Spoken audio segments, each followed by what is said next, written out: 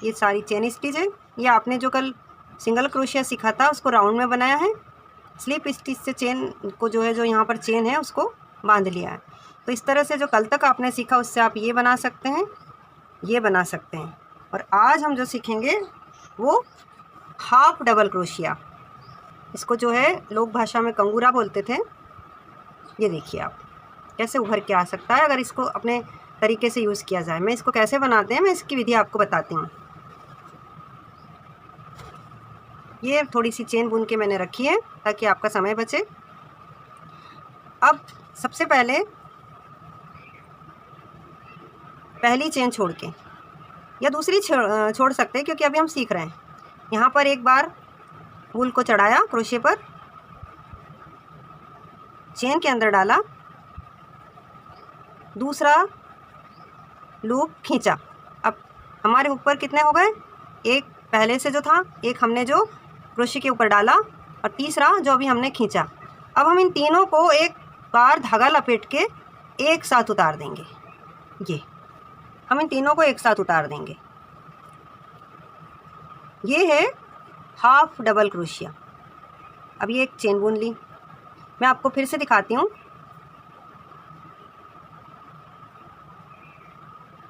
एक चेन मैंने और ली क्योंकि मैं थोड़ा दूरी पे आपको दिखाऊंगी। सबसे पहले क्रोशे के ऊपर वूल को लपेटा, जिस चेन में बनाना है उस चेन में हुक पिरोया, हुक के ऊपर फिर से जो है हमने इस तरह से वूल को लिया, अपनी तरफ खींचा। इस तरह से हमारे पास टोटल 1 2 3 हो गए।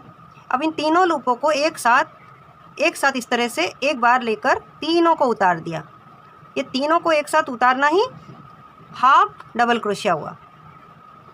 ठीक है, अब ये जो तीनों है ना, इनको हम बंद कर देंगे। ये हमने बंद कर दिया।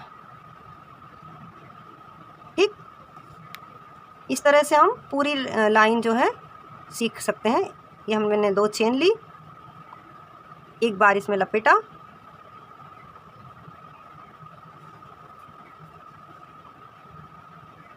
ये 3 हो गए, फिर लिया, तीनों उतार दिए। जब हमने सिंगल क्रोशिया बनाया था तो उस पर इस तरह से वूल को नहीं लपेटा था, लेकिन जब हम हाफ डबल क्रोशिया बना रहे हैं तो हमको क्या करना है, यहाँ पर वूल लेना है। लेने के बाद जिस चेन में से निकालना है उस चेन में डालना है, फिर से हमको एक बार वूल लपेटना है, ऊपर लिया और इस तरीके से हमारे पास ये 3 हो गए। 1 जो पहले से था, जो लपेटा था, लपेटने के बाद हुक को चेन में डाल के फिर से जो लूप खींचा था, ये तीनों। अब इन तीनों को एक साथ हम उतार देंगे और फिर इसको हमने बंद कर दिया। फिर 2 चेन ली, फिर ये लिया, ये 2 चेन छोड़ी, फिर यहाँ से लिया, फिर ये 3 हो गए, फिर ये लिया, फिर बंद कर दिया। अब ये बंद करने के बाद फिर 2 चेन ली। बंद करने वाली चेन को हम नहीं गिन रहे हैं।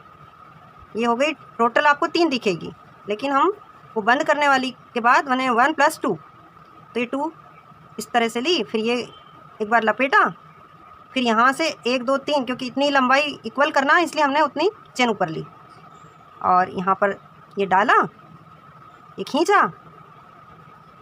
और ये हमने बनाया। इसको उतारते समय और लूप लपेटते समय हमारे हाथ का और क्रोशे के बीच का टेंशन बहुत सावधानी से रखना चाहिए, नहीं तो जो इसमें लूप है ना, वो यदि इक्वल, जैसे कि ये लिया, ये ज़्यादा टेंशन का है, ये ढीला है, तो हमारी डिज़ाइन में इतनी सुंदरता नहीं आएगी। यहाँ पर ये 1 चेन, 2 चेन, फिर लपेटा, ये 3 हो गए, तीनों को ये फिर बांध दिया। वैसे ये इसको एक बार और खींच लो तो और अच्छे से टाइट हो जाएगा। आज बनाया।